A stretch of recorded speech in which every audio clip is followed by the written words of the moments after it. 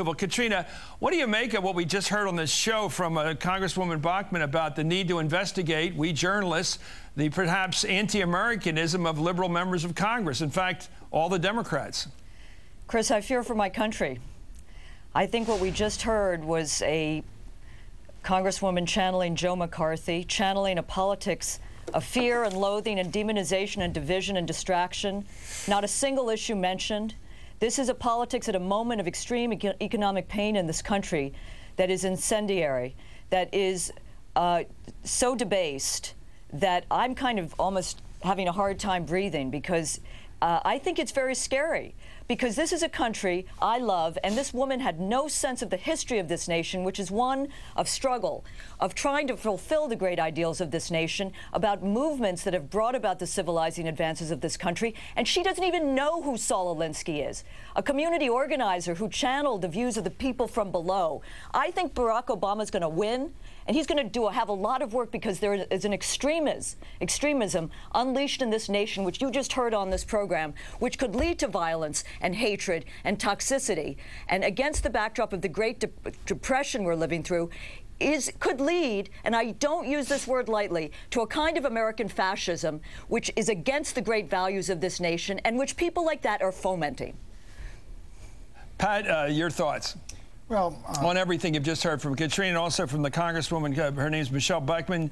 She's from Minnesota. She's a Republican, and she really seriously identifies liberalism with left-wing politics and with anti-Americanism. They're all in a continuum for her, and I let her speak on her own, and that's what she believes. And fair enough. What do you make of it? Well, I think you've got a socialist, Bernie Sanders, who is a left-wing individual. He's not anti-American. You have liberals who are not anti-American. But if you are talking about... Are there anti-American members of Congress, do you believe? No, I don't know of any. Right. But I will say this. If you're talking about Reverend Jeremiah Wright, I think he's very much... We weren't talking about that. Well, you asked for my thoughts. Okay. He is an anti-American, I think, Afro-racist. I think Father Pfleger is a nutball and an anti-American. I think this other fellow, Ayers, is an individual who, I mean, in the 1960s, he bombed the Capitol, the Pentagon, who says he regrets he didn't bomb more. He is exactly like an unrepentant Ku Klux Klan bomber. And if I had started one of my campaigns in his home, Chris, I think it would be an issue. I think he said, I wished we had done more. He never said bomb more. I think you got to be careful there. Well, I mean, I meant right. he meant in terms of anti-war activism. Look, you're being... I'm not going to defend the guy. Okay. I hate that kind of activity. Let me just say but this. I'm saying, let's get the facts straight. All right, let's get the facts straight. Suppose we had a Klan bomber who had bombed churches, black churches in the 60s, went unrepentant, and said, I wish I had done more. Because one guy was anti-war and the other guy was anti-black. There's a difference of values there. Well, it's bombing that is the same thing in mind. Didn't say it was bomb more. What I'm saying, Chris, is you would not let me get away without ramming that home, saying, what are you doing hanging around with trash like that? Well, I agree. I don't do it. So, well, that's what Obama has done in his association. 30 years later. He's hanging around with him now. The guy was 8 years old. No, the Congresswoman led the level charges of treason. When there were weathermen. I know it. And so, suppose I was 8 years old when the Klan bombed places, and I had opened up my campaign in this guy's home, and he did not apologize for bombing black churches. Could I just say, first of all this talk about anti-Americanism, this is a very dangerous moment in our country. I say that again. There is great pain, and instead of talking about how do we move people into a position where they feel security, we are playing with fire with this talk of you are either with us or against us, which that Congresswoman did. The idea that there are people who are un-American, anti-American, terms I hate, in our Congress is ludicrous. Anyone running for president, John McCain, Ralph Nader, Barack Obama, they love the country. They want to fix and repair this country. And Pat, on Bill Ayers, tell me why Mayor Daley vouches for Bill Ayers as a responsible citizen of Chicago today, and read the New York Times letter last Friday by the federal prosecutor in the case which prosecuted the weathermen, which says that he hates what the weathermen did, but also respects that Ayers is now a repentant, responsible member of Chicago society. Katrina, you got to let me talk. Look, now you've said it's terrible to use the term anti-American. It is. Yet you've been using terms like fascist in your opening remarks. You're terrified of what's going to happen. Who are you terrified of? I am terrified of the forces in our country which would pit us against each other. Those who would call Barack Obama a traitor, a terrorist, who would label... Nobody called Barack Obama a traitor. They did at these crowds, in these crowds. Name some fascists. But I said, Pat, I hate to use the term. I hate to use it because it's a very strong term. I said, I fear for my country, and I fear what we are seeing is the emergence of a kind of American fascism, which we must do. All citizens must work together not to allow happen to the shock troops of deception lead to that. Do you think that Republican congressman we just heard from, with every one of whose points I agree, except the ones where she said we should look for anti-Americanism in the Congress, I don't agree with that. I agree with all of her points. Do you see any incipient fascism in that congresswoman from Minnesota? I think that she might not understand, but I do think that what she is saying is leading to the possibility of hatred, of pitting people against each other. I don't know if she feels that way about pitting ethnic groups against each other, but she doesn't respect an America that you, Pat, and I would like to see, the values where people argue and debate without calling each other un-American. And I don't call her fascist. I don't like that term, but I fear for the nation that we could be there. Forgive me. I don't mean to do a Giuliani.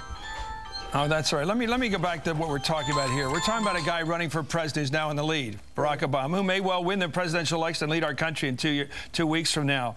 You know, the question is with this guy, Bill Ayers, would you or I, you say no. Katrina may say yes. I may say yes. If I were in Chicago politics and I were in Democratic politics or reform politics in this case or bipartisan politics, and I went into a room and I was told that one of the people in the room, in fact, he didn't really get the notice right away, he found out this later, had been involved in this terrible weatherman politics and this horrible terrorism back in the late 60s and early 70s, 30 years before, and had been told that this guy was one of the bad guys back then. But now he's a professor. He's working on community efforts. He's really working on education. He's working surrounded by Republicans and conservative Democrats on community affairs. Am I supposed to walk out of the room when he walks in if I find out that he's a decent civic-minded person with a terrible past? I mean, I've been at halfway houses a friend of mine runs down in Tennessee where murderers are serving breakfast because they're 30 years later, okay? They've been rehabilitated, okay? Now, maybe he ideologically isn't rehabilitated, but damn it, I absolutely have to believe he believes bombing was wrong at this point. Why do you have to believe that? Well, if he doesn't, we got a problem dealing with the guy. Well, this is my point. This is the basic point.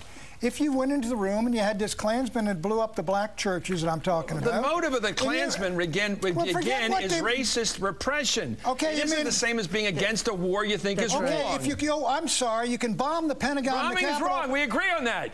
Well, but the question is, bombing is what they have in common, and your point is, you are a man of the left, Chris. 30 years later, you would walk at, you would not walk that far left. I can tell you that. Do you believe that the people who hired him, Klansmen, we're getting into labels here. If an unrepentant Klansmen were there, unrepentant Klansmen, you would say, what is that guy doing here? I think you would shake hands with him if the guy said, I'm sorry for what I did. It was awful. It was a rotten time, and I apologize.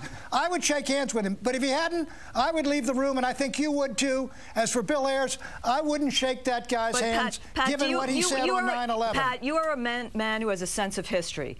Do you believe in redemption and rehabilitation? And do you believe that those who hired Bill Ayers, for example, at the University of Illinois, are palling around with terrorists? Do you believe that a man who sent a letter to the New York Times on September 16th calling the attacks of 9/11 a crime against humanity and calling for justice and that he condemned that he is a man who should be cut out of Chicago society? Do you think Mayor Daley is someone whose views should be disrespected? Okay, here's what I think.